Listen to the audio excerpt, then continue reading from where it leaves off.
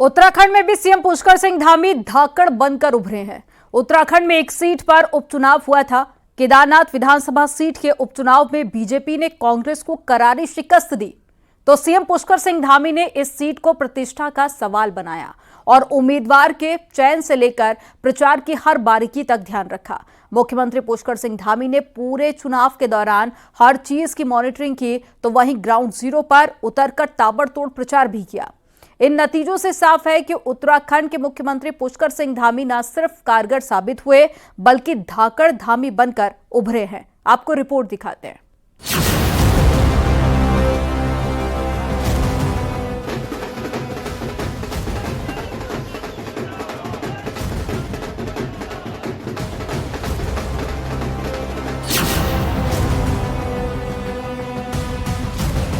मैं बाबा केदार को नमन करता हूं कि उनके आशीर्वाद से लगातार हम हर क्षेत्र में आगे बढ़ रहे हैं। उत्तराखंड आगे बढ़ रहा है। उत्तर प्रदेश और उत्तराखंड के उपचुनाव में बीजेपी के शानदार प्रदर्शन ने एक बार फिर साबित कर दिया है कि यूपी में सीएम योगी का मैजिक बरकरार है, तो वहीं उत्तराखंड में भी सीएम पुष्कर सिंह धामी धाकड़ बनकर उभरे हैं। उत्तराखंड में एक सीट पर उपचुनाव हुआ था। केदारनाथ विधानसभा सीट के उपचुनाव में बीजेपी ने कांग्रेस को करारी शिकस्त दी है। बीजेपी की आशा नौटियाल ने ये चुनाव कांग्रेस के मनोज रावत को 5,500 से ज्यादा वोटों से हराया है। मैं केदारनाथ विधानसभा की देवतुल्य जनता को, देवतुल्य कार्यकर्ताओं को और देवतुल्य मतदाताओं को बहुत बहुत धन्यवाद और आभार व्यक्त करती हूँ।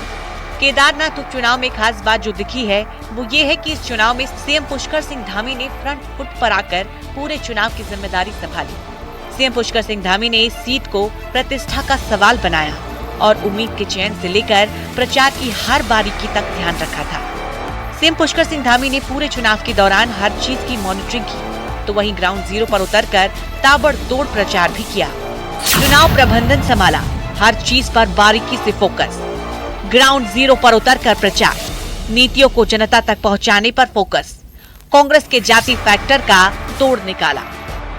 मैं बाबा केदार को नमन करता हूं कि उनके आशीर्वाद से लगातार हम हर क्षेत्र में आगे बढ़ रहे हैं। उत्तराखंड आगे बढ़ रहा है। हमारे प्रधानमंत्री आदरणीय मोदी जी के नेतृत्व और मार्गदर्शन में लगातार आगे बढ़ रहा है। मैं केदारनाथ विधानसभा की देवतुल्य जनता को बहुत उनका आभार व्यक्त करता हूं कि उन्होंने विकास के क्रम को आगे बढ़ाया है और एक बड़ी जीत श्री केदारनाथ विधानसभा में भारतीय जनता पार्टी की प्रत्याशी आशा नौटियाल को जिताकर हमारे निश्चित रूप से हमारा प्रोत्साहन किया है। इस उपचुनाव के लिए कांग्रेस ने पूरी तरह नकारात्मक मुद्दों पर फोकस किया।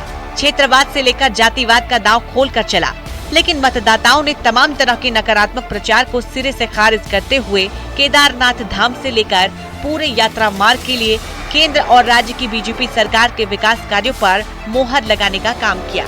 मुख्यमंत्री पुष्कर सिंह धामी बीजेपी से चुनाव अभियान का खुद नेतृत्व कर रही थी। उन्होंने पहले ही दिन से केदारनाथ सहित पूरे 4 धाम यात्रा मार्ग क्षेत्र में किए जा रहे कार्यों को जनता के सामने रखा।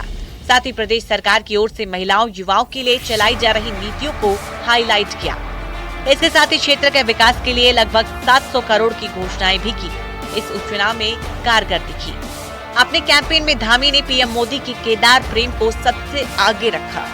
उन्होंने बताया कि वर्ष 2013 में जल प्रयाग से ध्वस्त हो चुकी केदारपुरी को प्रधानमंत्री ने किस तरह संवारा और आज केदारनाथ धाम नए स्वरूप में दिखाई दे रहा है। हमको उसी टीम स्पिरिट भावना के साथ हर एक चुनाव में जो है हमको जीत हासिल करनी है। जनता की सेवा के लिए हमको जो है इन चुनावों में विजयश्री प्राप्त होनी है। उसके लिए हम सबको प्रयत्न करना होगा। निकाय के चुनाव के बाद हमारे पंचायत के साथ में चुनाव है और सेमीफाइनल हम जीत गए हैं, तो हमको फाइनल की भी तैयारी करनी है। पीएम मोदी के केदार संकल्प को लेकर धामी जनता के बीच गए और बीजेपी प्रदेश संगठन ने भी कंधे से कंधा मिलाकर मुख्यमंत्री धामी का पूरा साथ दिया। पार्टी ने कैबिनेट मंत्रियों समेत पार्टी के सभी विधायकों का चुनाव प्रचार में बखूबी इस्तेमाल किया और कांग्रेस की तरफ से उठाई गई जाति और क्षेत्र के मुद्दों को ध्वस्त करने में कामयाबी हासिल की। इन नतीजों से साफ है कि उत्तराखंड के मुख्यमंत्री पुष्कर सिंह धामी न सिर्फ कारगर साबित हुए हैं, बल्कि धाकड़ धामी बनकर उभरे हैं। Bureau report, news 18।